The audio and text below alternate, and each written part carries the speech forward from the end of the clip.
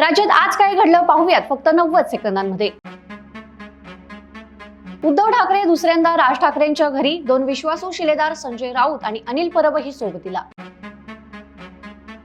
बीड जिल्ह्यातील माजी उपसरपंच गोविंद बर्गे नर्तकीच्या प्रेमात वेडे झाले। बोलणं टाळण्याने सैरभैर, शेवटी तिच्याच घरासमोर डोक्याला पिस्तूल लावून जीवन संपवलं।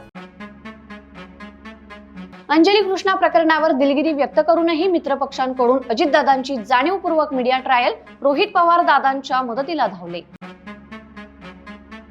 ठाण्यात सत्ता आणायची असेल तर रावणाच्या अहंकाराचं दहन करावं लागेल, गणेश नाईकांनी महापालिकेसाठी रणशिंग फुंकले। मराठा समाजाला ओबीसींपेक्षा जास्त निधी, कुणबी नोंदींच्या जीआरवरही आक्षेप, उपसमितीच्या पहिल्याच बैठकीत भुजबळ आक्रमक। मुंदा मावशींना भेटायला उद्धव ठाकरे शिवतीर्थवर, राज ठाकरे यांच्यासोबत 2.5 तास चर्चा झाल्यानंतर राऊतांचा दावा। संतोष देशमुख खटल्यातील आरोपींकडून D2 ऑपरेशन सुरू, मात्र दोष मुक्तीच्या अर्जाला उज्ज्वल निकमांचा कडाडून विरोध। हैदराबाद गॅजेटियरच्या जीआर बाबत सर्वोच्च न्यायालयात कॅव्हेट दाखल, राज्य सरकारलाही कॅव्हेट दाखल करण्याची विनंती।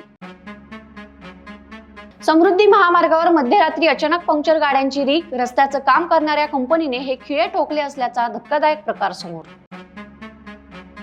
आणि अशाच ताज्या घडामोडींसाठी बखर लाईव्हला सबस्क्राईब जरूर करा।